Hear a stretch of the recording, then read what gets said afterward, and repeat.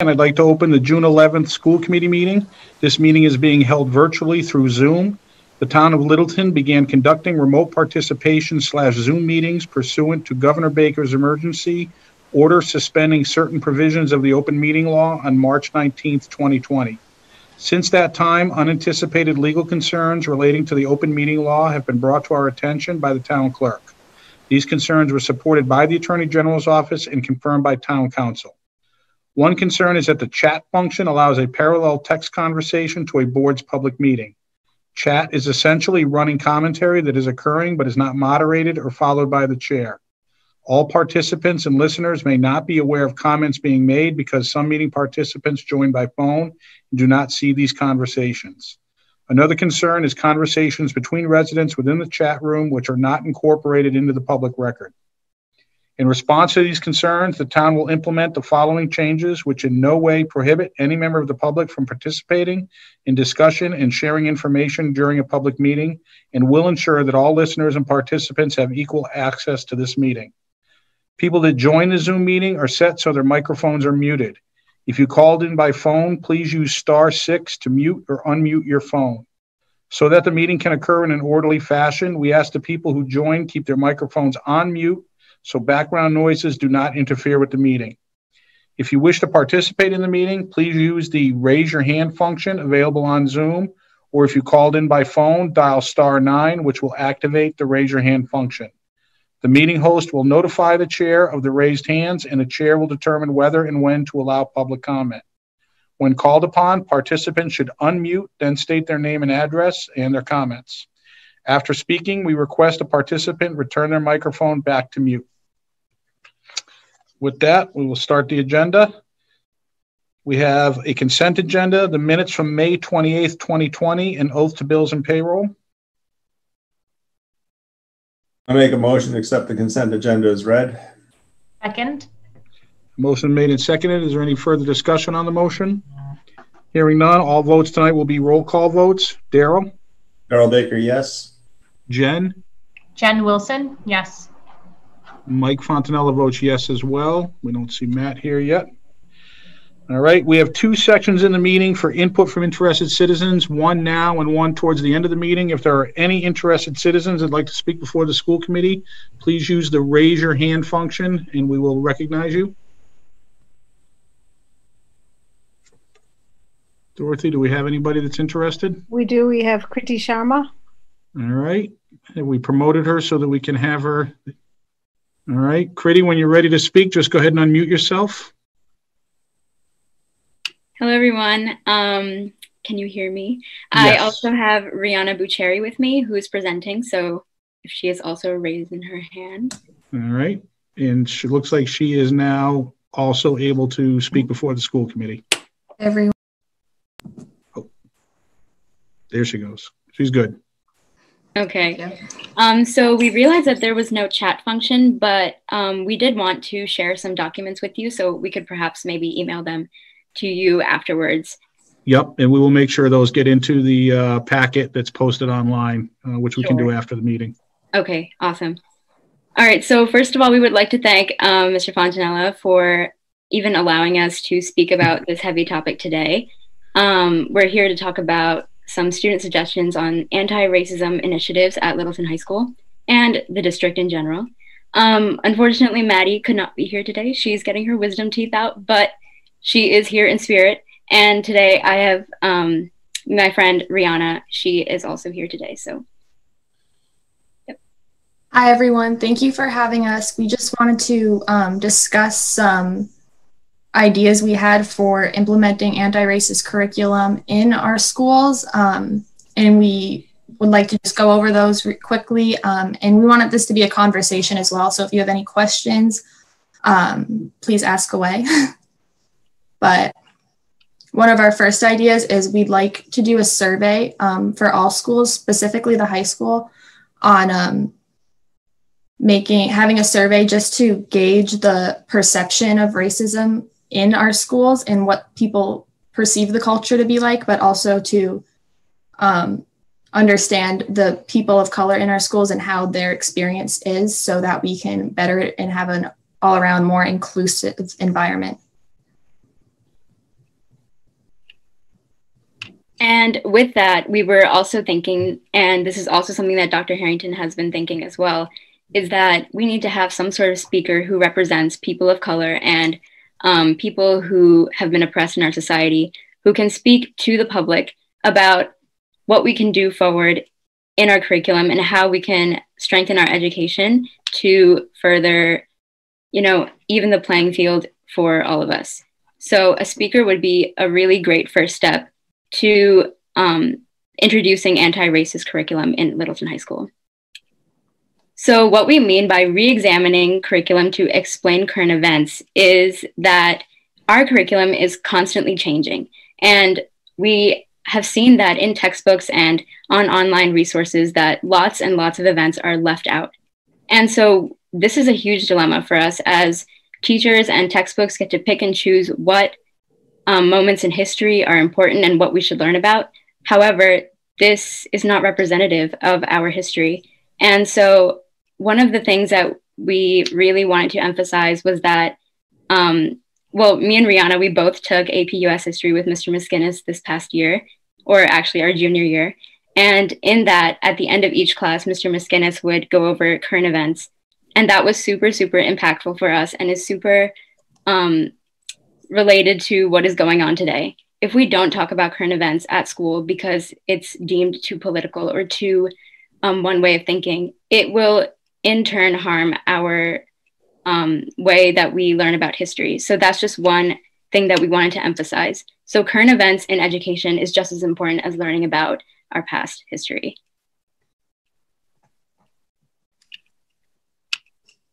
Yeah, I thought that was really helpful being in AP US History. And just the way we learned, I think, was really important. But another way I think that we could change the curriculum is to really get teachers involved so that everyone was thinking about how they could have a more inclusive curriculum. And even this summer, I think it could be interesting if we encouraged teachers to have a book that they all read, or one book that they, or a few books that everyone read, just either with a person of color as the main character or written by a person of color, and just to start a dialogue about how they can implement learning about diverse experiences in the classroom.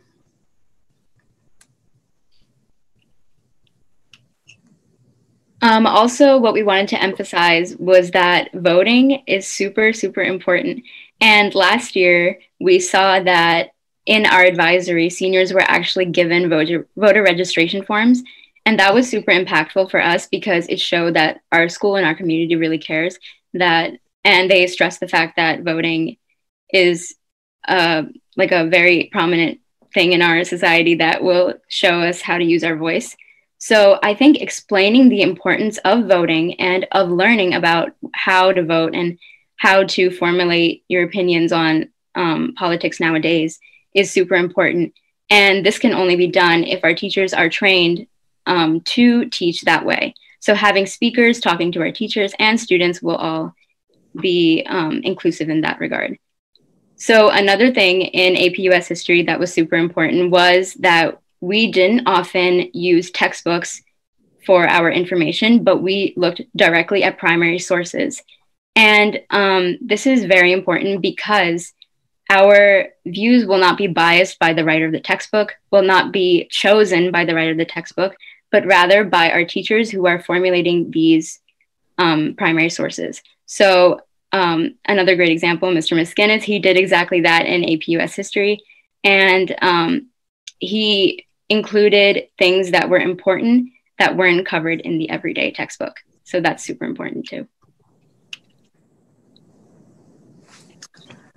A few other things that I think would be really beneficial would be having in our English curriculum as well is implementing more authors that are people of color, and also implementing other sources in addition to books, such as watching movies, TED Talks, and podcasts. I think that those would all be really beneficial in getting a wider perspective, and also can be more interesting mediums and more engaging in some areas.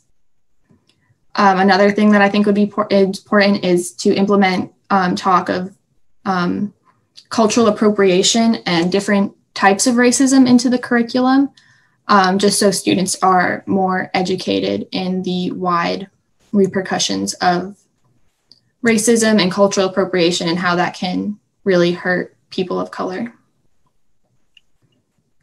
Yes, so I know there's talk of the handbook today. So if something along the lines of cultural appropriation could be added into that, that would be very inclusive of all. Also, another thing that we thought was important was that this past year I took Facing History with Mrs. Harvey, and we talked a lot about the narrative of how race is presented in our curriculum. And a super prominent figure nowadays, her name is Jane Elliott. She is a woman who was a teacher and is now a social activist. And she created a demonstration of her third grade classroom where she split up blue-eyed and brown-eyed students and sort of had this experiment of how people will view each other if they are divided in this idea.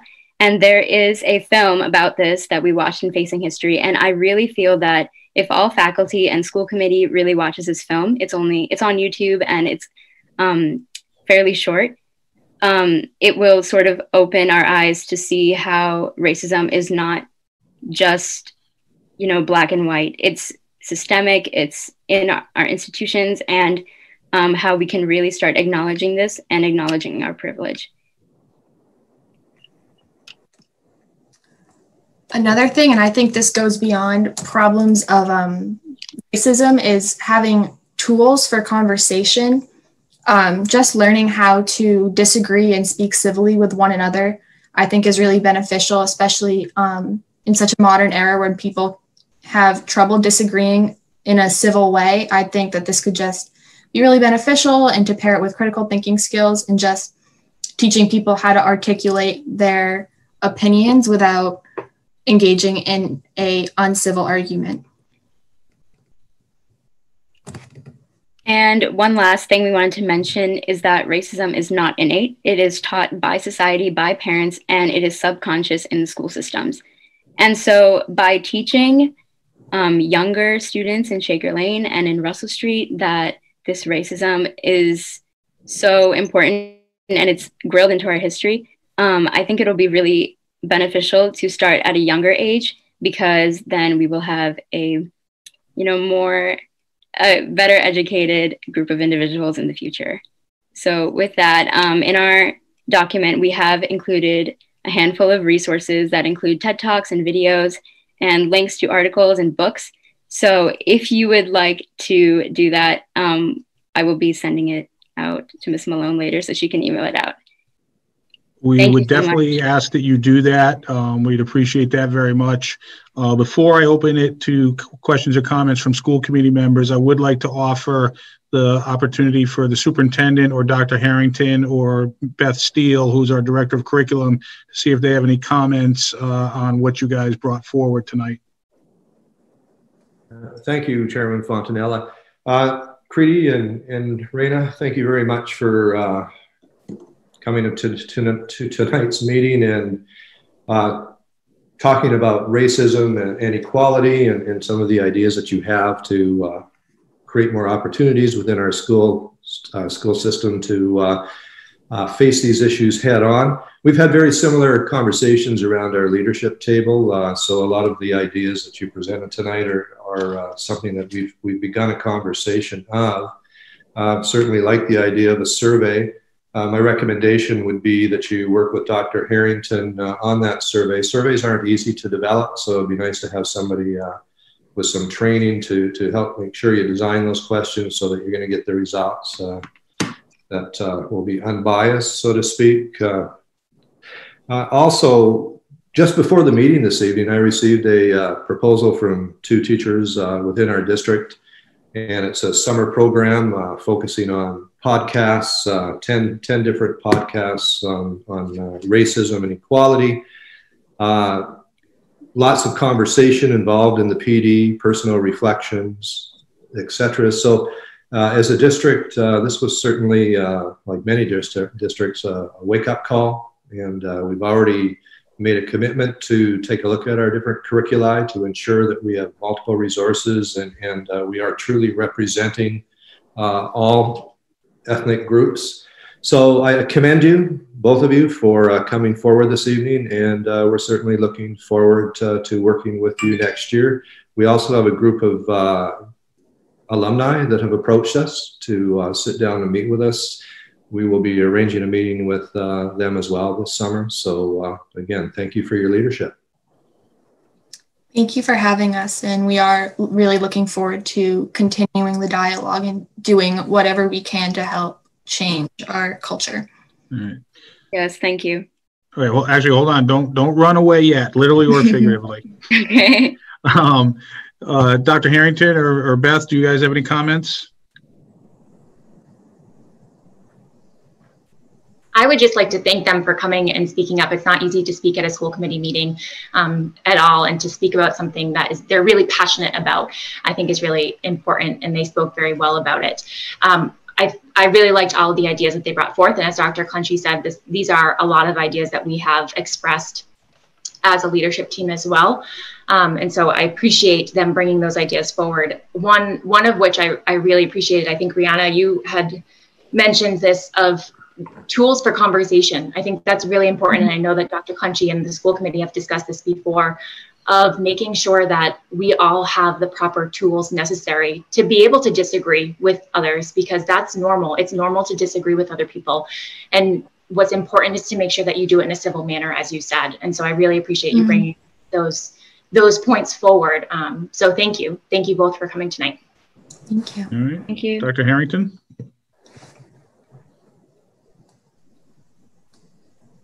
No? Oh, there he is. Okay. Can you hear me okay now, guys? Yep. Okay. Yeah, I was unable to see if I was on the panel there, or if you could hear me. I also want to express my appreciation to both Kriti and Rihanna. I had a good chance to meet with Rihanna earlier today and discuss some of the ideas she brought forward tonight. We're very supportive of a lot of those ideas, of course, as you know, the superintendent has already pointed out, and Mrs. Steele has mentioned.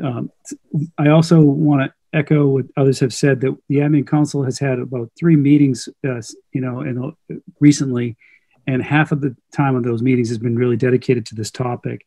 So there's already extensive discussion, and pretty soon we'll be moving into various actions we can take as a school community.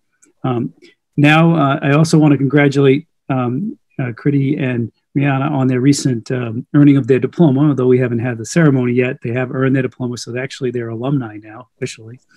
And they're going off to college next year. And I know, I'm sure Kriti will stay engaged with this topic locally with us, although she'll be away at school. And I've already talked to Rihanna about ways we can facilitate that, her involvement throughout the summer and beyond as an alumnus, to help advise and encourage this cultural shift.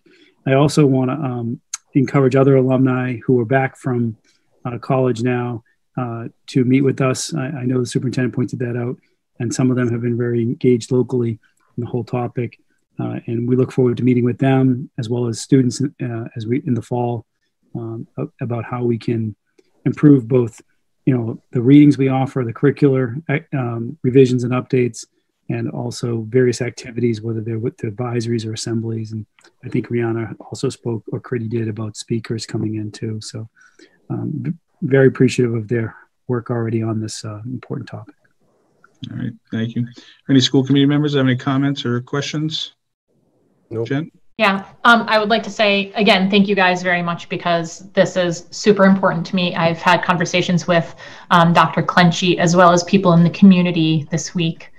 I can't tell you how important this is.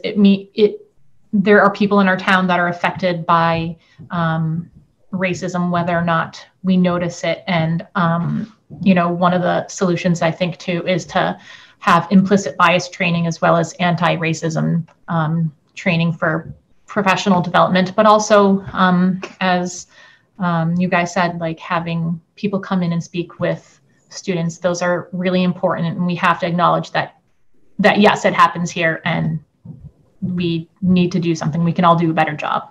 So thank you, guys. Thank you. Anyone else? Matt? No, I'm good. Good. Daryl?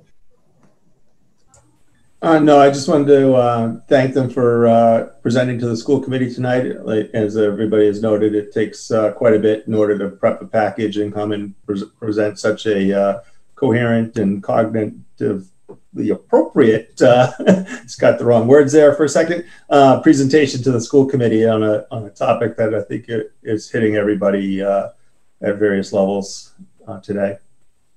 Mm-hmm.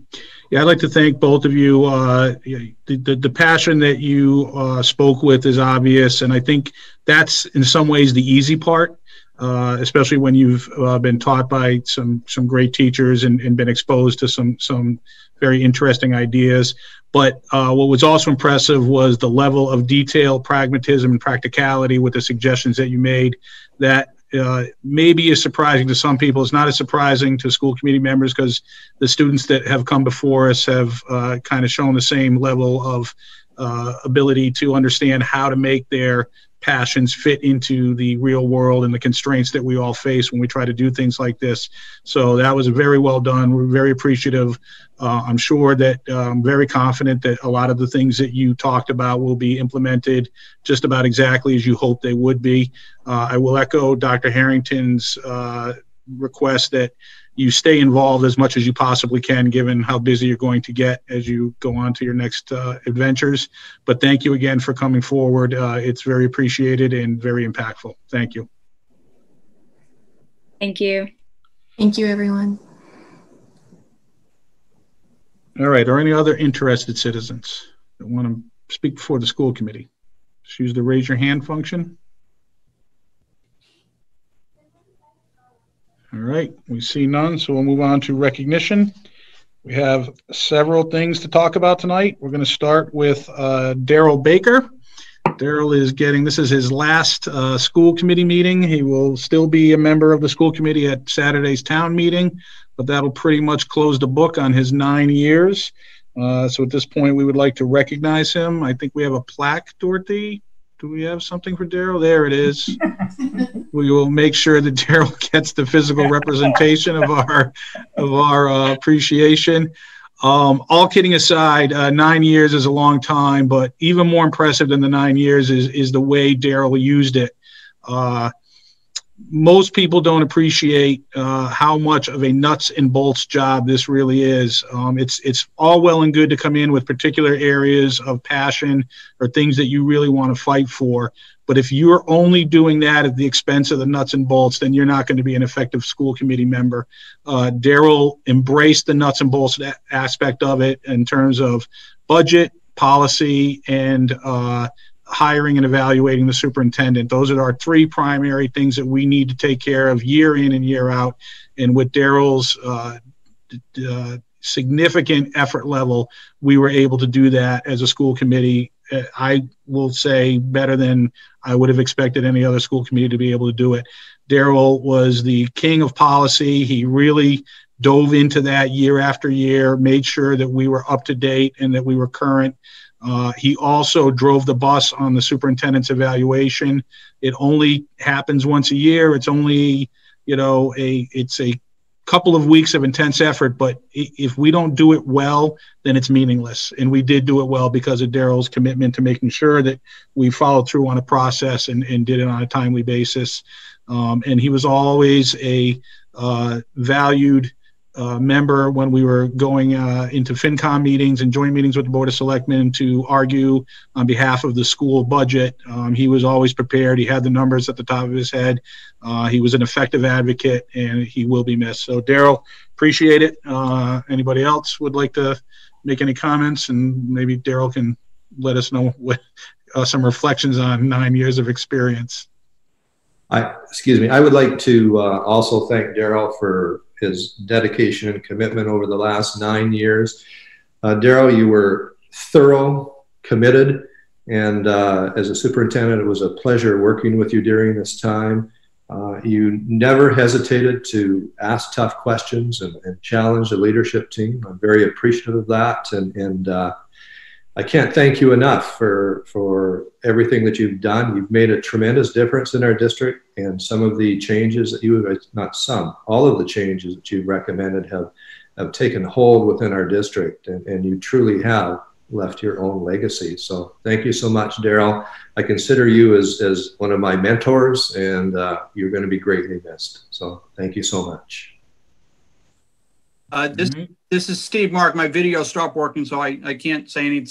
I don't know if you can see me, but I'd also like to thank Daryl and remember not only school committee, but all of his work on the PMBC and all of the building projects as well. So Daryl, thank you very much for that. Yeah, that's a good point, Steve. Thank you. The PMBC is another one of those jobs that isn't glory-filled or sexy, but it needs to be done. And, you know, we are a big consumer of PMBC projects, so having someone with Daryl's commitment level there was tremendously valued and impactful. All right, Daryl, what do you got to say? Well, I'd like to thank everybody for the kind words there. It's been an honor and a privilege to serve not only the people of the residents of Littleton, but also in terms of dedicating effort to towards our students and their advancement through our education system and preparing them for, you know, their next phases in life. I usually don't speak a lot of words at, at these types of things here, so I probably won't have very many more. But, you know, as I look past in terms of where the district has evolved over the last 9 years, I see that we are in such a much stronger position. And I know we're going to be facing some significant challenges. Some of them were even identified by our earlier speakers that here. Combining not just the technicalities of the budget challenges that are going to be coming up, but the social and other issues that the school's going to need to help not only guide the community, but guide our students. And those will be interesting challenges for the next board there. But like I said, I've really enjoyed my time with the on the school committee, working with all of you, working with the administration, and quite frankly, I am looking forward to maybe getting some of my own time back here over the summer. But thank you all, and thank you to the residents of Littleton for electing me for the 3 terms that I served. All right, you've earned it, Daryl. Enjoy your time off, and we know where you live, so don't be surprised if you get an email or a phone call every now and then just for a little advice or direction. All right, moving on to the next recognition. Superintendent Clenchy will talk about our retirees. Yes, this year we have 4 staff members retiring. Lisa Fumia, Shaker Lane Special Education Teacher Assistant. Lisa has been with us for 4 years. Rosalina Carrero, Shaker Lane Special Education Teaching Assistant. Rosalina has been with our district for 17 years. Dale Rector, high school custodian. Dale spent 8 years with us. And Marjorie Packer, Shaker Lane grade 2 teacher, 16 years with Littleton Public Schools.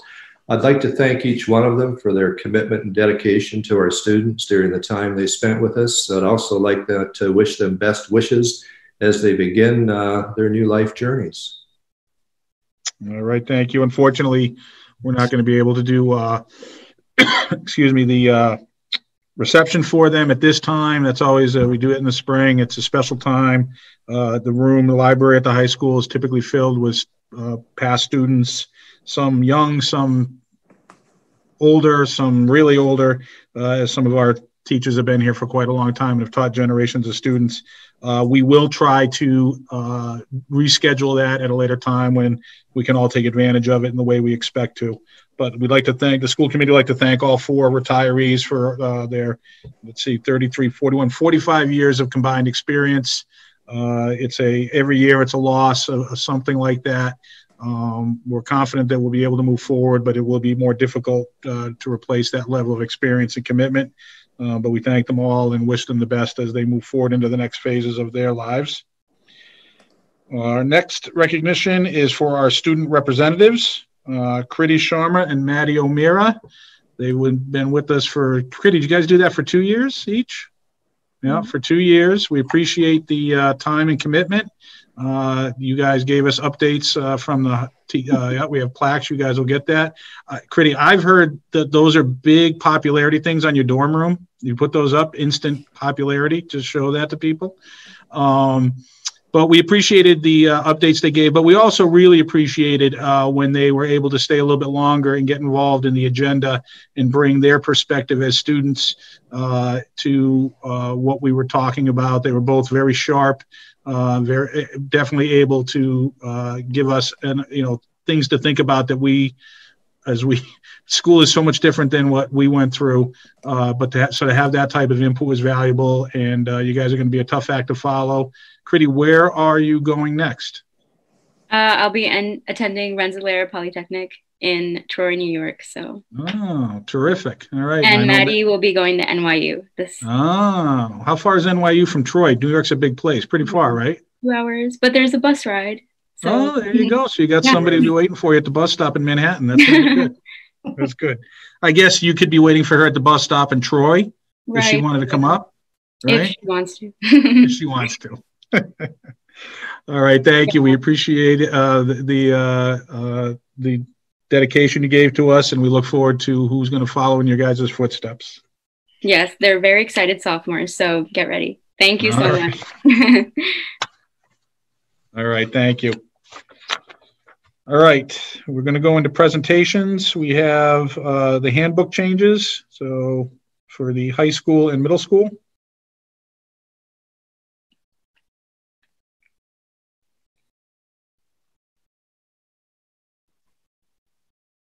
Just bear with us as we promote the people we need to be able to speak to this. Okay, I can see that I'm on. Jason, Keith, John. I'm here, but I don't. I'm just a name. Okay. Is Keith on yet? I can. If Keith's not able to, I know he added. I'm here. Oh, there he is. Okay. And we can walk through it together. It's pretty brief, just in response, in terms of the high school and the middle school. We collaborated on this. Keith, I appreciate your work on this with reaching out to Jason and just updating some of the language. Daryl, again, I want to also just a shout out to Daryl to thank him for his years of service. But he's always been insightful in picking up, whether it's a policy or a procedure or handbook language or a program of studies thing, to make sure that it's crystal clear what our intent is behind it and what we're trying to communicate. And I think it was Daryl in particular who had mentioned that we need to be more precise in our language related to vaping, in particular nicotine, and mentioning that. And that revision has been made. Keith, I don't know if you have it in front of you, but I can bring it up too. Yeah, I have it in front of me here. Are you able to present that, Dorothy, for people to see or should we just talk it through? If you, Judy, it's just a brief. Yeah, the school committee has it in their packet. We can see it. Oh, very good. Okay. Yeah. Okay. So, Keith, if you could just sort of walk through it. Basically, we kind of redid the intro paragraph about tobacco, nicotine, and vaping to specifically bring vaping and nicotine use into the conversation about tobacco use. And we added sections about smoking or possessing any of these devices or any tobacco product or nicotine product, smokeless tobacco, e-cigarette, vape, juice, if you want to call it that, the ingredients for vaping, regardless of level of nicotine. So we identified it as being against the school rules to possess it or use it at any event in the school, or in the school building, of course, on the school grounds, on school buses. And we updated the consequences piece of the handbook to really address the cessation instead of just taking a punitive approach to tobacco and nicotine use. To be updated to say it may include out-of-school suspension and or the referral to a tobacco or nicotine cessation program. We also identified that the MIAA does also govern student athletes in terms of their possession or use of tobacco or nicotine products. And there are additional penalties imposed by the MIAA for student athletes, in addition to anything the school may do in terms of addressing tobacco or nicotine use by students. All right. Any questions or comments from school committee members? Just a quick comment. I want to thank you for updating the language in the handbook here. And again, I also like adding the reference more towards the cessation pieces of it, since we know the nicotine is a highly addictive, and that's actually one of the behind the scenes selling points on both the vaping and the tobacco products. It's not clear suspension does anything for helping somebody change the habits or get off the addictive natures of those things there. So I appreciate the language updates and the changes. Thank you. And covers the same. I think we spoke maybe perhaps for the middle school as well. I know, Jason, if your mic is on, but the changes are effective at both schools. Yeah, I think the consistency between the two schools is important, just so that we're maintaining the same standards as students move up from middle school to high school, that we're not changing the rules on them as they go. I like the cessation part as well, by getting rid of the specific one-day suspension. I think it also allows us to be able to take things on a case-by-case basis and deal with things as they are, as opposed to being restricted by the language of that. So I think it's a much better, cleaner, more effective document. All right. Any other comments from the school committee? Seeing none. All right. We don't need a vote on this, right? We just are notified that it's been updated, and we appreciate the conforming to the request we had. All right. Next on presentations is the 2019-2020 district slide presentation, Dr. Clinchey.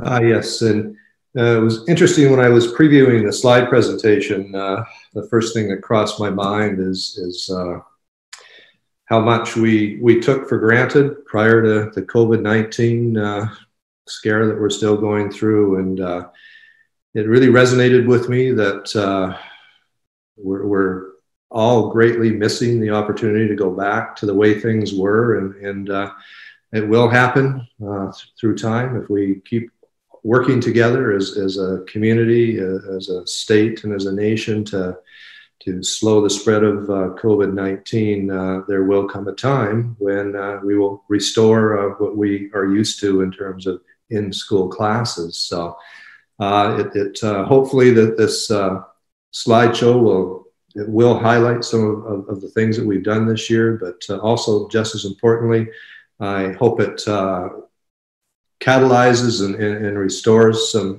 faith that we're going to get through this together. And the pictures that you're going to see in this slideshow will, again, be something that happens every day in our schools. Okay, before you start, I just want to say, if I don't hear some Barbra Streisand the way we were in the soundtrack, I'm going to be disappointed. I can't disclose that. I can sing The Rose if anybody wants. Well, there you go. I can do that in the background. Right. Are we going to get to see this now? There we go. Yes. Awesome.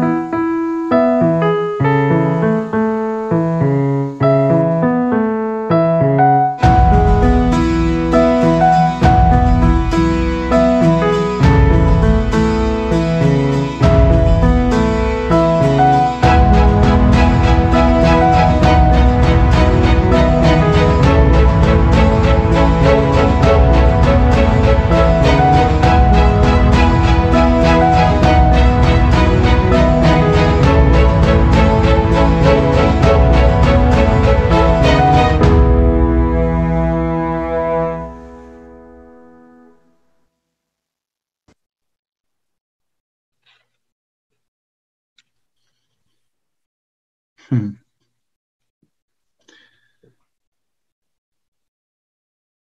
right, thank you, Dr. Clinchie. I assume that's going up on the district website? It is, and LCTV will be playing it as well. All right, great, thank you. I agree, all the more poignant given the circumstances that we're dealing with, but a terrific reminder of what we're all working towards, why we want to get back. So thank you for that. All right, under old business, we're going to talk about the superintendent's contract. I apologize, last minute, I forgot I had not sent this, so I emailed it to the school committee members before the meeting started this evening. We will make sure that this gets in the packet. But after negotiation, after the evaluation of the superintendent, we have made or we're going to vote on the potential following changes to the contract. It will be extended for 1 year, and resulting in a 3-year contract from July 1st, 2020 to June 30th, 2023. The annual salary will be raised to $183,000 effective July 1st, 2020. A $3,000 stipend that is currently an annuity will be added to the annual income instead of being an annuity in order for it to be considered pensionable income. And the superintendent will be reimbursed up to $70 per month for use of a personal cell phone for district business. That's to replace the school district issued cell phone. So instead of carrying 2 cell phones, he'll be able to carry 1, but will be reimbursed for the same amount that we were paying for his district phone. Any comments or questions on the contract changes?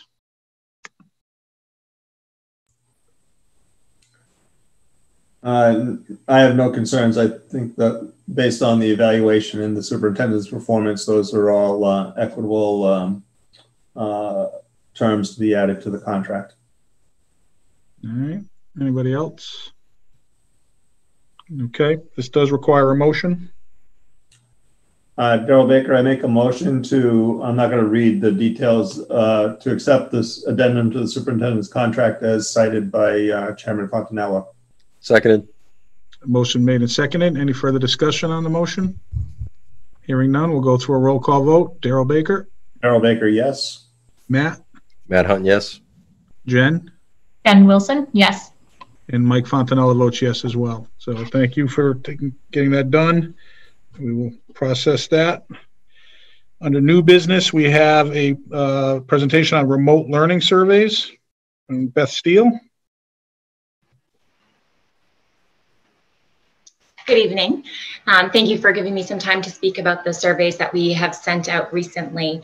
Before I jump into really discussing the surveys, I just want to acknowledge and thank the hard work and partnership that we have with our students, our families, and our staff.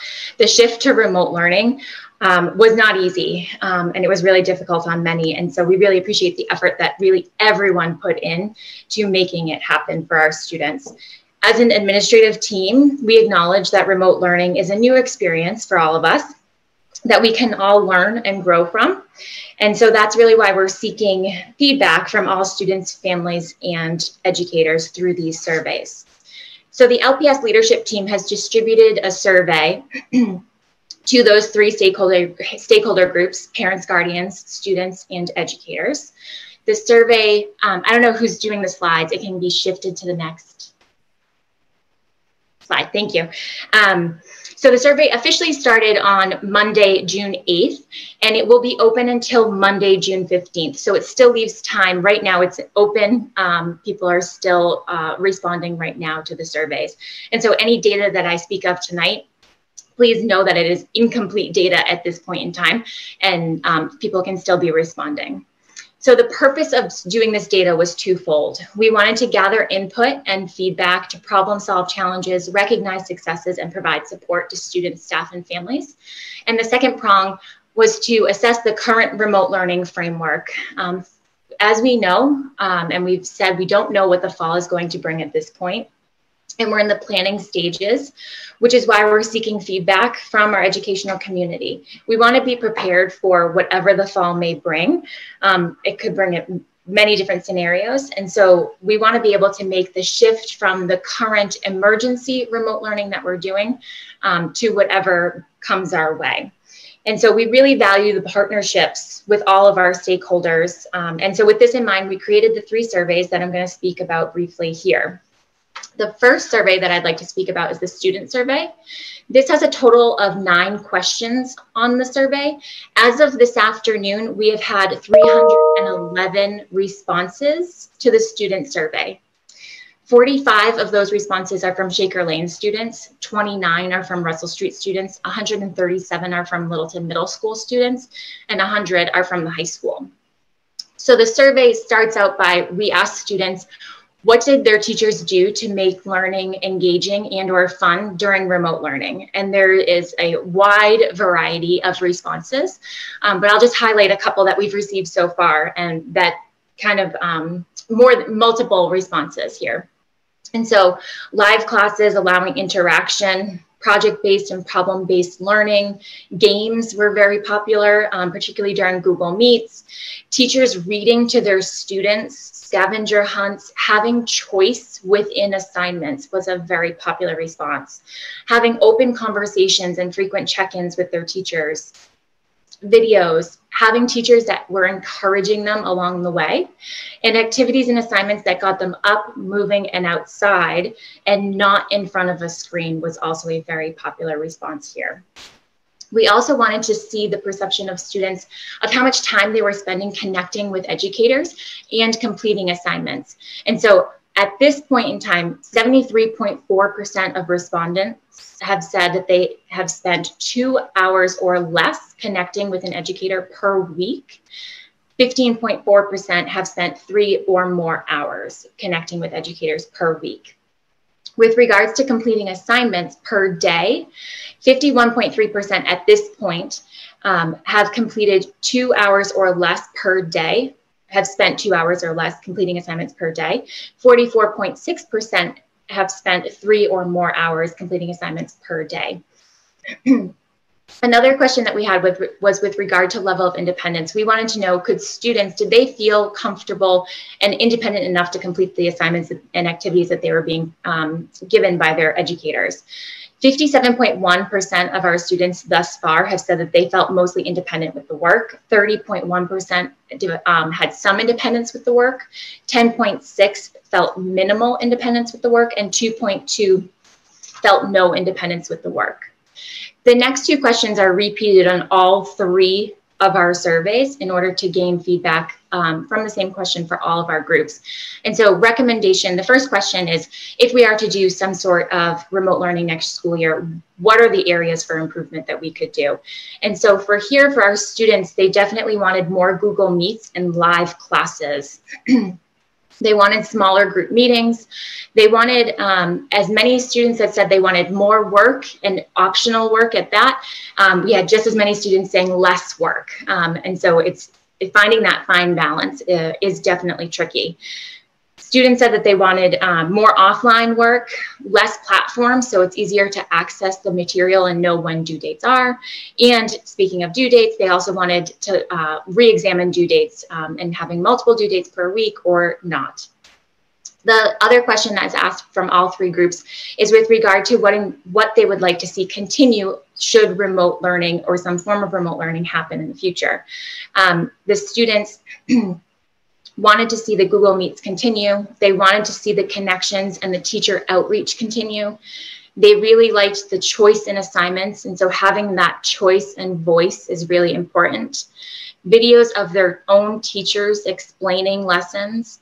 And then the last one that I'll just mention this evening is that the levels of work. Students really liked our elementary teachers put different levels of work with regard to differentiating the lesson. And so the levels were identified as mild, medium, and spicy. So it was enjoyable to go through the survey and just kind of seeing those words pop up of the students enjoy being able to challenge themselves with maybe a spicy activity or a spicy assignment, or they knew I couldn't handle the spicy, I'm going to go down to a mild or medium. With regard to the parent and guardian survey, there are 14 questions total on this survey. And as of this afternoon, we had 606 responses to this survey. As we go through the data more, we'll break the data down by school in order to really get a better handle on this information. But as the survey is open and current right now, we have not done that breakdown by school. And so we're looking at all this data pre-K to 12 right now. And so there is a lot of similarities between the parent and guardian survey as well as the student survey. The first here is time spent connecting with educators, and this is per week. Parents, guardians said that 78.9% of students spent 2 hours or less connecting with educators per week. 17.2% said that they spent 3 or more hours connecting with educators per week. With regard to completing assignments, as of this point, 64.9% said they spent 2 hours or less completing assignments each day, and 32.3% have said that they've spent 3 hours or more each day completing assignments. With regards to the level of independence, parents and guardians have said that 44.8% of parents, guardians that have responded so far have said that the work is mostly independent work that they're able to do. 25.7% have said that they can do it with some independence, 21.6% with minimal independence, and 7.9% with no independence. We also wanted to know the level of communication with educators and administrators. And over 50% of parents and guardians have identified that the communication has been just right. And so we're happy to hear that so far. We also wanted to know what challenges and obstacles our parents and guardians were seeing in order to be able to problem solve any challenges that they were having. And so 52.6% of our parents and guardians that have responded so far have identified that trying to work while dealing with their child's education has been a very large challenge for them. Other challenges that have been identified include establishing routines and daily schedules, having too many distractions, and feeling overwhelmed and stressed. With regards to looking ahead, with regards to looking to successes, parents and guardians did respond, many saying that Google Classroom was helpful to have one platform to go to be able to see assignments and pass assignments in, sticking with a schedule. Other successes included assignments online, being able to plan ahead for the week, having flexibility, understanding, and support from educators. The teacher videos were very successful for families, and some families saw increased independence from their students, which is really great success that has come out of remote learning. Areas for improvement, if we should we go ahead with any remote learning in the future, parents and guardians would like to see more live teacher-run lessons. They would like a daily schedule with the teacher that's more defined. Some have said that they want mandatory classes each day, expanded content and grading, and increased student-teacher live time. Areas in which they want to see continued include the clear communication, making assignments available at the beginning of the week in order to pre-plan, the flexibility, and the regular class meetings. The third survey is our Educator Survey, and this survey has 7 questions. As of this afternoon, we have had 110 responses to this survey. Again, we have similar questions on this survey, so we're getting the perspective from all sides. With regards to the level of communication from administration, over 50% have identified the level of communication as being just right. With regards to tools that teachers have used to enhance instruction, here I have to say that in my conversations with teachers, so many have learned and implemented new tools into their teaching, which is a tribute to them to spending the time during a very busy time to learn new things to use with their students. Our tech team here has been really amazing in this area. They've been a really big support, offering weekly virtual professional development sessions to our teachers that many staff have taken up. And so tools that are being used most frequently include Google Meet, Google Classroom, Google Drive, Flipgrid, Edpuzzle, Screencastify, Seesaw, and document cameras. Successes that have happened during remote learning for teachers is that becoming proficient in G Suite for Education tools, seeing some students thrive in remote learning, parent involvement and collaboration, and another success is connecting, maintaining the connections with students. The area for recommendations for improvement, should we continue with any sort of remote learning moving forward, is that teachers too would like more live lessons. Also having a more structured daily schedule. They want to be able to assess students by using more than the credit, no credit, or progressing, no progressing system that we have in place right now.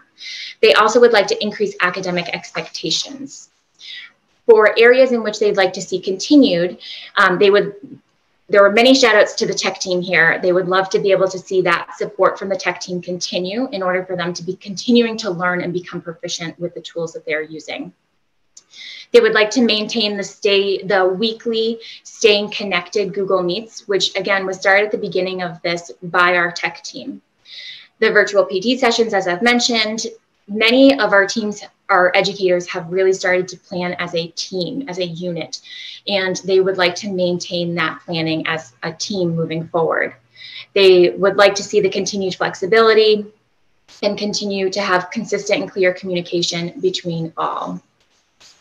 So with all of that being said, and again, it's at this point unfinished data, we'll have more as after June 15th being the last day, we can see that while many of our stakeholders have varying opinions about remote learning, there are certainly some shared salient points. And we really appreciate those that have already completed the survey. And we look forward to reviewing all of the data and all of the responses once the survey is closed and we have that information. It will be a lot for all of us to reflect upon and plan for how we move forward. So thank you for allowing me to share that information thus far. All right, thank you. Dr. Clencher, is there anything you want to follow up with on any of that? Sure. It was very important for us to take the time to design these surveys and solicit feedback from our parents, students, and educators. As we all know, we were developing multiple phases of remote learning, starting really way back in March 13th. And what was really difficult is not knowing where we were going to go. It was more or less 2 weeks of chunking, and then we would have new protocols given to us. And I'd just like to thank all of our stakeholders, our educators, our administrators, the entire community for working with us in partnership to be able to retool and adjust to the changes that we made. Having had online programs in other districts that I've been in, these kinds of transitions take a year or two, and we were faced with having to do this in a matter of a couple of weeks. So I'm really proud of our educators and their ability to retool so quickly, and we contribute that to the emphasis that we've placed on using technology to enhance learning in our district over a number of years, but it still wasn't an easy task. This information will be very valuable as we take a look and ascertain what we may be having to do for next year, and I'll be talking about that actually in a little bit here. But we don't know at this point in time, and we can speculate, but that's really not a good thing to do. Within the next couple of weeks, we will know, and we can start planning, and I'll talk a little more about that later on this evening. All right, any comments or questions from the school committee members? Just more a comment. I think that, Mike, that this is something we were really was not really on the horizon in March, and I think that being able to adapt and change as we go, I think this has been a dress rehearsal for if we do have to do this for a longer period of time. I think the surveys are really important to look at and see what's working, what's not, and where we can improve. I think the big thing, I know as a parent myself, I'd like to see just consistency with expectations, and I think that we can learn a lot from the surveys.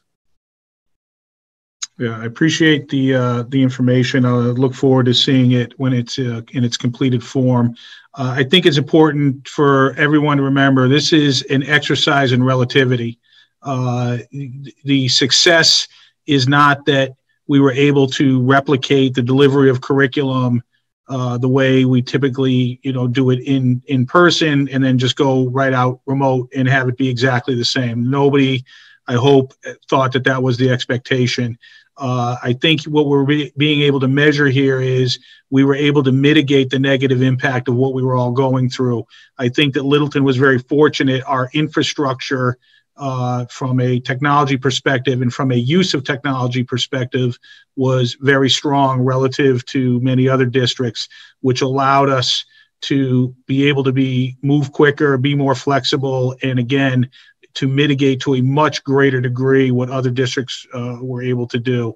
So I think that's the success that we should be looking at. Nobody is trumpeting this as a win. It's just a realization that we were able to, again, mitigate the negative impact. And I think that's a theme that we're going to hear as we go through. Dr. Clenchey mentioned some talk about what September may entail. Again, the idea is going to be that if we're not able to get back to quote unquote normal, it's going to be what can we do to mitigate the negative impact. So I appreciate the effort that's being made here in this regard. Hopefully we'll be able to kind of put this up on the back shelf for use in the non-foreseeable future. But I guess time will tell if that's actually going to be the case. So thank you. And again, we look forward to seeing the completed results. Okay, the next topic is a discussion of town meeting Article 24. It's a zoning amendment change to use form-based code in the common area. I just wanted to talk very briefly about this. The school committee has representation on the Master Plan Implementation Committee. I am currently that person. Form-based code is designed to help increase the opportunity for development in the common area, to make it a mixed use, walkable village district. This was something that was communicated by the community as a desire during the master plan update process a couple years ago. And the form-based code, adoption of form-based code, along with the potential sewering of the common area, is the goal to, are the two primary tools to reach the goal of making that area mixed use. The reason that I think it's relevant to the school committee is that one of the visions for a mixed use area is housing, the development of different types of housing into, again, another major goal of the master plan is to vary the housing stock in Littleton to get a more broad-based options beyond single-family homes. There are a few areas, not a lot of areas in Littleton that this is feasible, because most of the area has been developed as single-family homes, and that will continue without doubt to be the primary basis of our housing stock. But the master plan and the master plan implementation clearly indicated from the community that having other options available is important to the community. However, the question is what would the impact of that be on student population growth in Littleton? I know that a couple of years ago we took a look at that because people were concerned about just the growth of single-family housing stock in Littleton and whether or not that was having a significant impact on student enrollment. What we realized in the analysis at the time was it wasn't that the growth in housing stock does not move in direct correlation to an increase in student enrollment. There are reasons for that related to demographics. It'll be interesting to see what happens over the next couple of years relative to even if we don't get mixed use housing in the common or other areas of town. But I just wanted to kind of give an update as the representative to the Master Plan Implementation Committee and see if there are any thoughts or comments from the school committee members as we get ready to debate this at Saturday's town meeting. One thing I would like to say is I think if we want a more diverse school population or a more diverse Littleton, having more than, $500,000 plus homes on the market would help us. So yeah, that's my comment. Okay. Daryl and Matt? No, I don't have anything to add. Okay. I'll just say personally that, I think Littleton will be stronger financially and socially if we are able to vary our housing stock. I certainly understand people's concerns about how, are we going to be able to maintain our student population and the resources required to sustain any growth. It's something that the school committee has been keeping a very close eye on. We will continue to keep a close eye on, and working with the Board of Selectmen and the FinCom if we need to make determinations about increasing the resources available in the space available to support our student population. So we'll continue to do that. All right, thank you. Next, under new business, is required safety supplies for reopening schools. Superintendent Clenchey. Thank you. This past weekend, we had two memos delivered to us from the Department of Elementary and Secondary Education.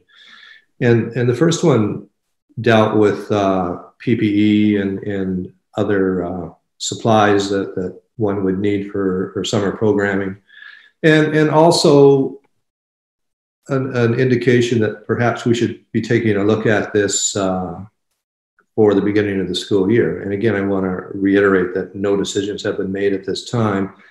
One of the concerns that we've discussed with the commissioner and the superintendents together is that some of the PPE and supplies the supplies especially that we normally acquire throughout the school year, we can order them and get them in a week. They've been back ordered since March in a lot of cases.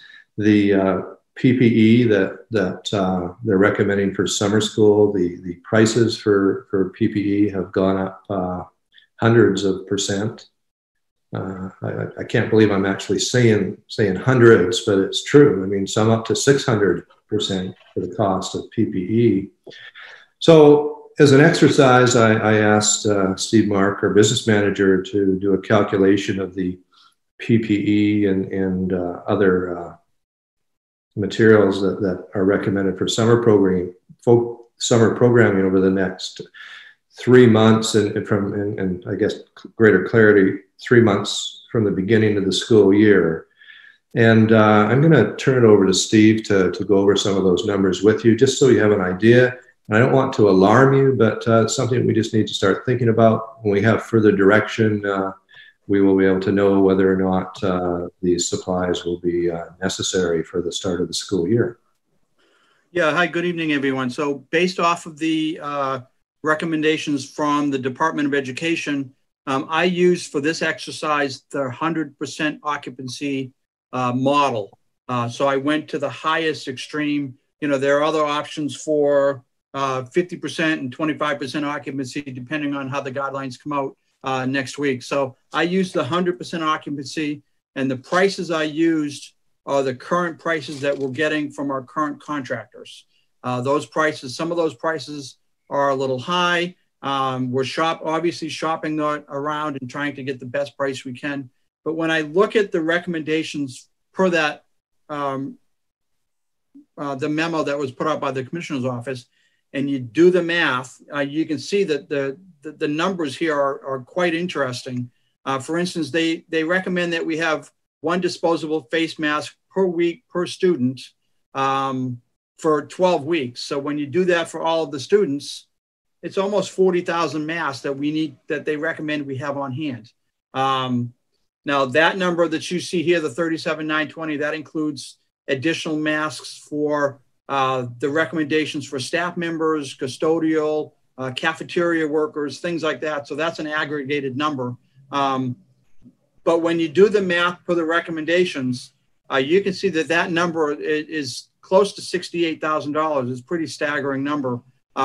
And that's just for the 12 weeks. And again, these numbers might be a little high. We're shopping around. We might be able to get some better pricing.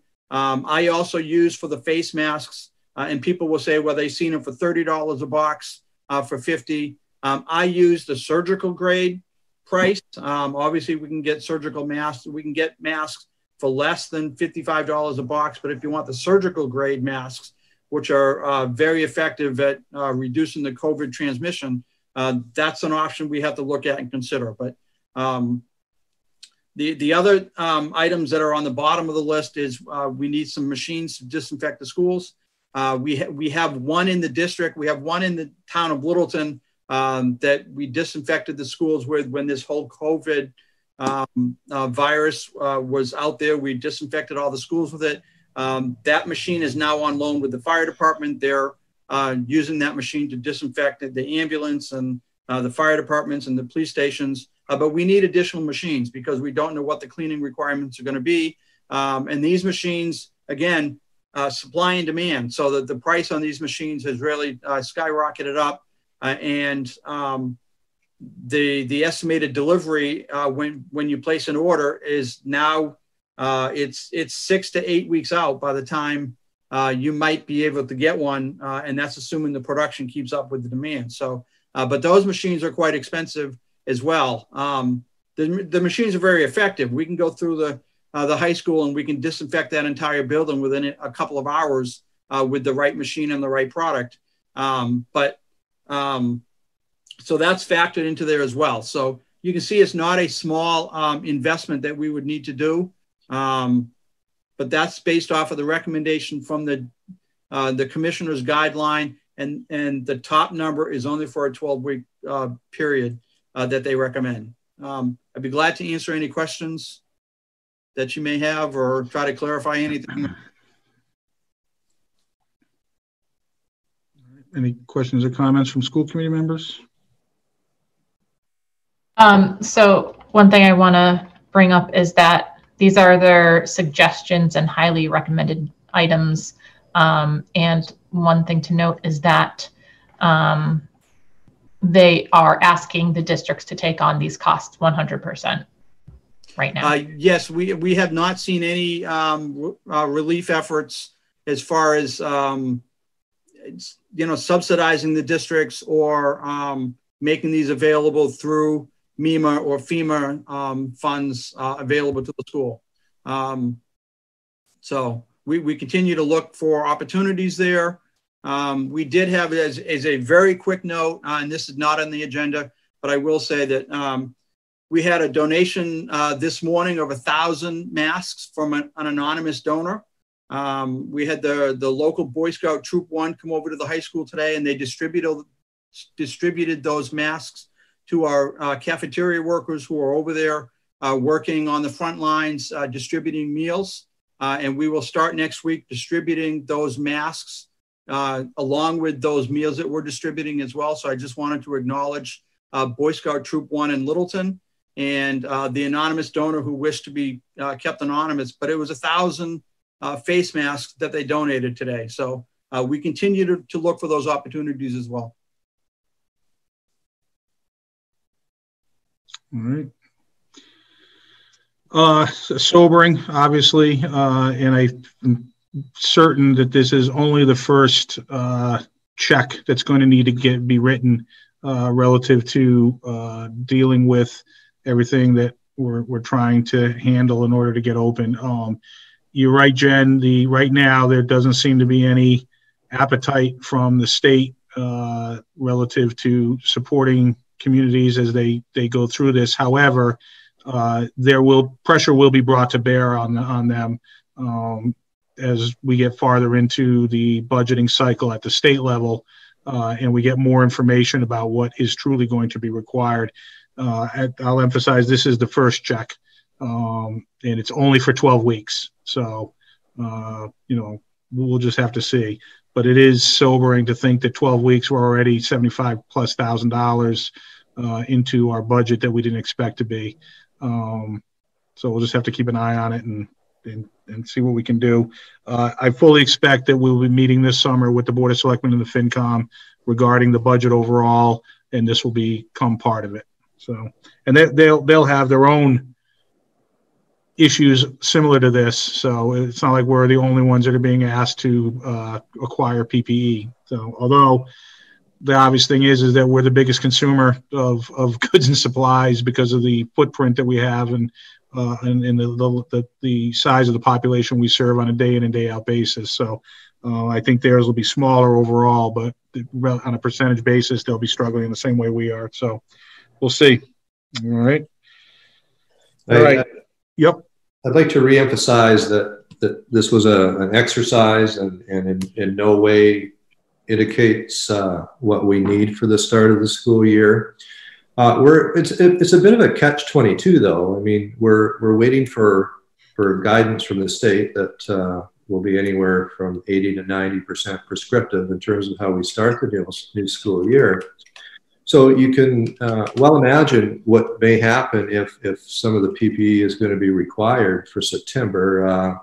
There will be a massive ordering, and like any district, we want to make sure that we would be able to get those supplies in time for the start of the school year. So time is of the essence here in terms of having some direction from the state so that we can prepare ourselves for September. So I just wanted to put that out there. The other memo that we received talked more about summer services and ESY services, extended school year services, and they talked about number of students, transportation, etc. Unfortunately, what happened is there was a lot of speculation after that memo was released, and there was a lot of print on this is what's going to be required when we start the new school year, and that was completely conjecture and no truth to it. Again, I want to reiterate, reemphasize that nothing has come to us as superintendents in terms of what the new school year will look like. As soon as we have that direction, we will continue to communicate with all of you. We're hoping that will come within the next 2 weeks. So I'm hoping that the letter we put out the other day, and I'm sure other superintendents have done their due diligence as well throughout the state to try to bring a sense of reality to where we are at this point in time. But again, people are not only inquisitive, they're worried about what September is going to bring. But the Commissioner of Education realizes this. He's working with a task force of experts from a variety of walks of life, and we will have what we need to begin planning. But I also want to emphasize the fact that even if we have these protocols, that doesn't mean these protocols are written in stone.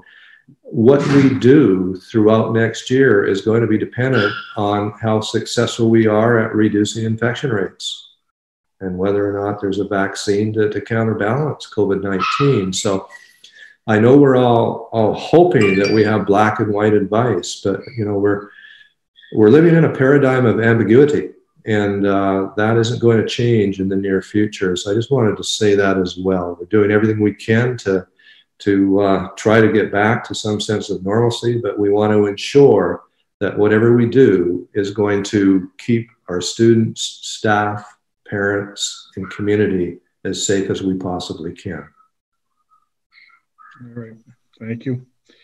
Does that qualify as your general update on the start of the 2020-2021 school year? Yes, I kind of come back to both. All right. Given that, are there any comments from the school committee on Dr. Clinch's comments relative to the plans coming down the line on September? All right. Yeah, I appreciate the requirement for patience. That's probably the hardest thing we can ask for, but we are going to have to ask for it for at least another week or two. And I will emphasize that as soon as we get information, we will disperse it to the community. I fully expect, so we're, you know, this is town meeting is Saturday. The local election is next Saturday, the 20th. I fully expect that the new school committee will be meeting and I'm planning on them meeting throughout the summer, which we typically don't do, but it will definitely be something that we have to do as we work together to prepare for September. So there'll be more information coming and more opportunities for input from the public on these types of things. Having said that, we are actually at the second point in the meeting for input from interested citizens. So if there are any interested citizens that would like to speak before the school committee, now's your opportunity. Use the raise your hand function. There are not any raised. Oh, no, there is one. Erica Podgorny. All right, Erica. There you go. If you want to go ahead and state your name and street, and then go ahead and make your comments. Okay, Erica Podgorny, 6 Fox Lane. I'm I just had a question. I'm wondering, Dr. Clenchey, if there's any indication if the school district is unable to acquire the necessary PPE in time for the start of the school year, how that would affect reopening. That's a good question, Erica. The bottom line is if the guidance that's given requires certain PPE and we do not have it, we could not reopen schools in any fashion until we did. I will say in response to that it's entirely possible that if the state mandates certain requirements and then we all come to the realization that those requirements are not achievable, that they will move the goalpost. And I'm not saying that's a good thing, but I don't think it's a black and white situation until it is. I think, again, that we're going to see a lot of guidelines come out that are then modified relative to the situation on the ground and evolving circumstances, both positive and negative, relative to what we're all dealing with. So it's a great question. It's one that I've thought about as well, and I'm sure other people have too.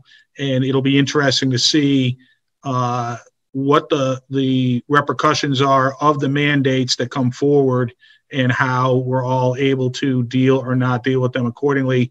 It's primarily through things that are beyond our immediate control. That's going to be, what do you do? If it's beyond your control, if you have the money and you can't get it, what are you going to do? So it'll be interesting to see how things evolve after the initial delivery of the prescriptive guidelines from the state. And Mike, I guess along those lines also, it would really depend what it was. I mean, if a requirement is masks, for example, most people would be able to provide a cloth mask, and it may not be as big of a concern as one would think. So we are really going to have to wait, and I'm sure the state is thinking about all the things that we are as well, and they may have a line on a supply of some of these products that we're unaware of at this point in time as well. I was going to add that, you know, there's 311 other districts that are going to be faced with the same mandates simultaneously there. So there's going to have to factor in an element of realism in whatever state plan that comes out. We might, I think, you know, may be fortunate enough that we'd have the financial reserves to purchase these products if they're available. Other districts don't have the financial reserves to purchase the products. And those realities are going to have to be factored in at the state level. It's in some manner. I agree. All right. Thank you, Erica. Are there any other? Can we see Kathy one Olson? More hand raised? Kathy Olson.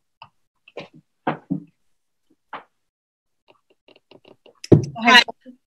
My name's Kathy Olson. I live on 25 Whitetail Way. I have a question for the curriculum director.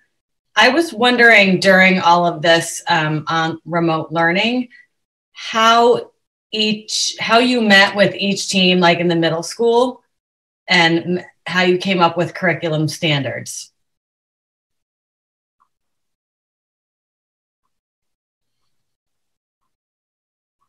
So we have systems in place already existing prior to the closure. We have the Elementary Curriculum Council and the Secondary Curriculum Council. And the Secondary Curriculum Council is made up of curriculum coordinators for each department. And so we have one, you know, a science curriculum coordinator, math, and ELA for each department. And so I met with those curriculum coordinators on a weekly basis during the closure. And so at the beginning, as Dr. Clenchey said, it was in shifts. And so we had a lot of conversation of what do students need at this point in time. And then the state came out with the recommended standard content guidelines to go for. And so as of April 6th was when those came out, and our teachers went by those content guidelines, content area standards, excuse me, that were recommended by the state. And so that's how we chose the curriculum standards to teach from then on out.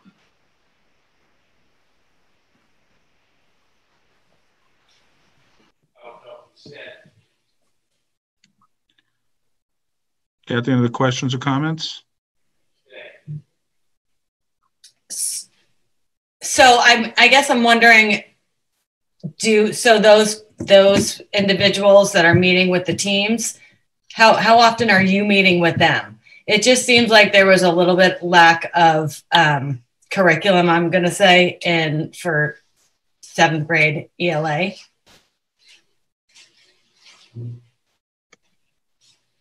So I met with the curriculum coordinators on a weekly basis, and then the departments met, most departments for the bulk of it met on a weekly basis or an every other week basis, and made their curriculum decisions and having conversations with each other. And so there was constant or a lot of communication going back and forth with regards to curriculum. And a lot of curriculum conversation also included social emotional learning with regards to the emergency pandemic, of what could students actually access emotionally, mentally, and physically during the time. Our principals also have a major role in working with teachers in terms of their curriculum. So they were involved on a daily basis with their staff. Kathy, it sounds like you may have a specific issue that you're trying to get an answer for. If you're not able to get it in this forum, I would highly encourage you to reach out directly to Beth or the principals or Superintendent Clinch, or all of them at once, and get more specific responses relative to the actual issue that you might have had with you and your family.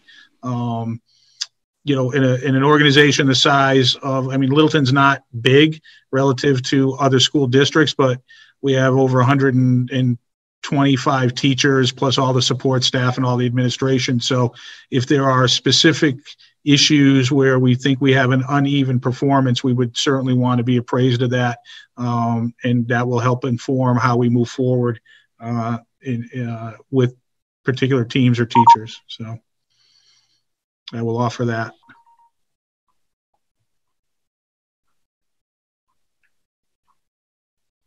All right. Any other comments or questions, Kathy? No, thank you. Thank you. Are there any other interested citizens looking to speak before the school committee? No other citizens. Okay. Excuse me. All right. We will go into subcommittee reports, PMBC. PMBC is starting to become fairly active relative to both the police department project and the library. You know, I'll encourage the committee to appoint a replacement, because I play a role on those projects, mainly in terms of making sure that we have quorum in order to approve any change orders or billing statements there. With the summer coming up, you know, we sometimes have uneven attendance due to just various absences there. So while there won't be necessarily any specific school projects going on, our school committee representation will be necessary in order to help continue just the processing of bills and change orders. All right, I appreciate that. I expect that we will meet a week or two, no more than a week or two after the election, to reform our committee and make subcommittee assignments. And we'll make sure we get that one taken care of as well. Budget subcommittee. Daryl, you had a question that you posed via email about the CARES Act and the impact on the school district. Steve, did you have some information on that?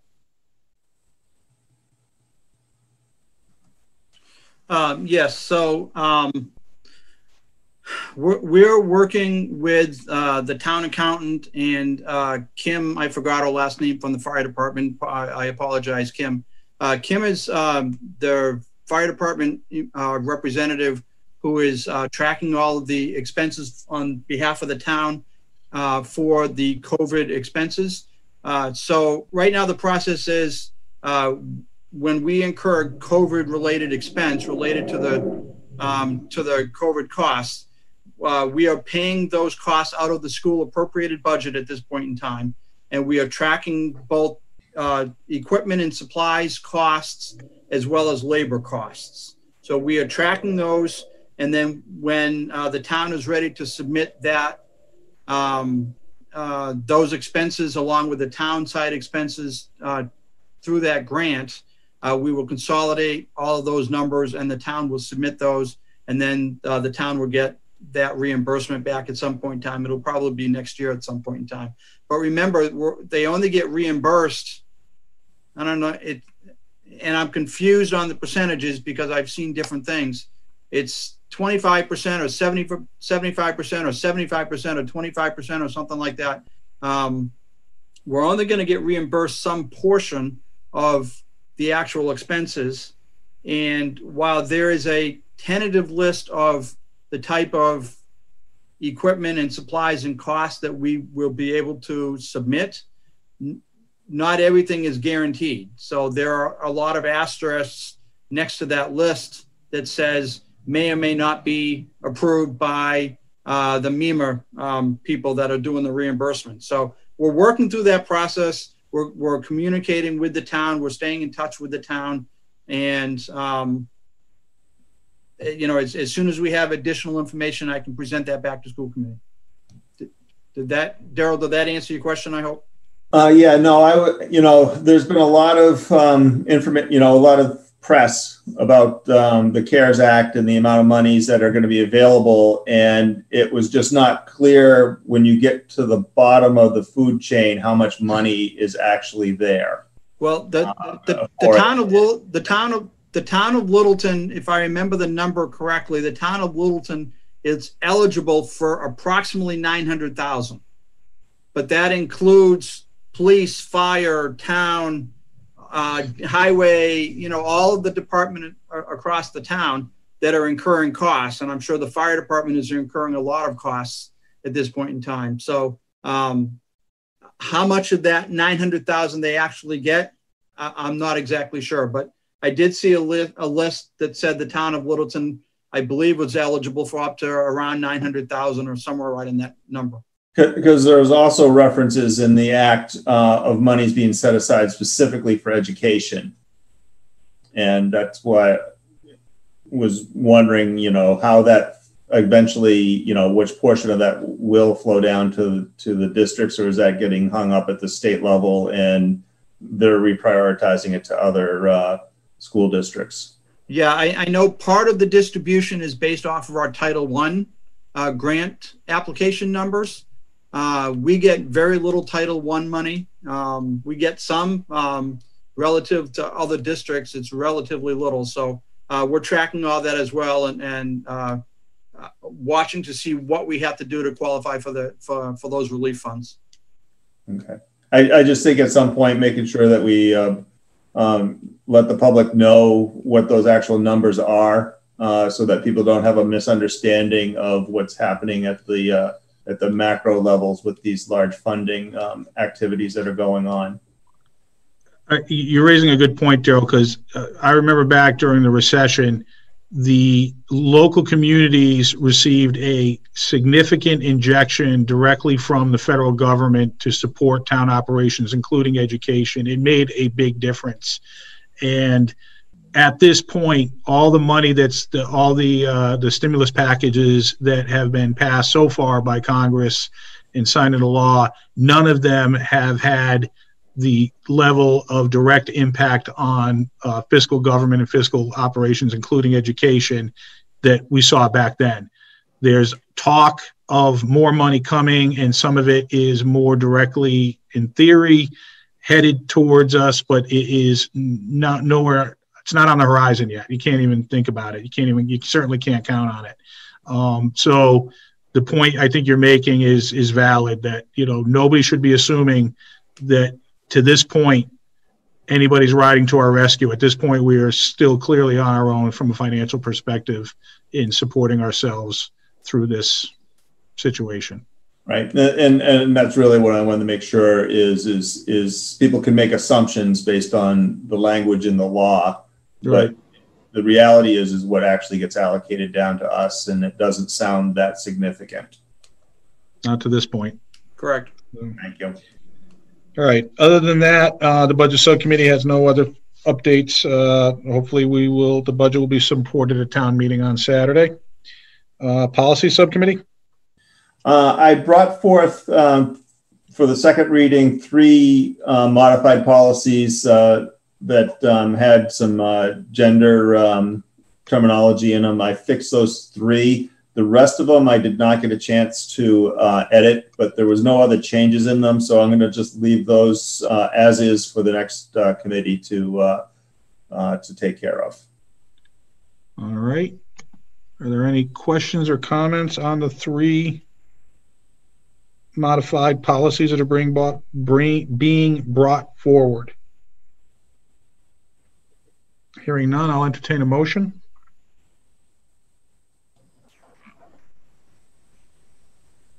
I'll make a motion to accept for second reading of the following modified policies: GBEA, JH, and JHA. Second. Motion has been made and seconded. Any further discussion? Hearing none, I'll go through a roll call vote. Daryl? Daryl Baker, yes. Matt? Matt Hunt, yes. Jen? Jen Wilson, yes. And Mike Fontanella votes yes as well. So again, Daryl, thank you very much for all the work on policies that you've done over the 9 years. It was significant. Without question, the amount of effort you personally put in on policy, you can't add up all of the school committee members that I've been involved with over 15 years, and you're still ahead. So we appreciate that, and it's going to be that will probably be in my mind the biggest material gap that we're going to have to fill. So to all future school committee members, you better be ready. Well, I remind people, the school committee is chartered with 3 things. Policy is one of the main objectives of what the school committee exists for, set the direction for the administration. It's something that cannot be left and overlooked over time.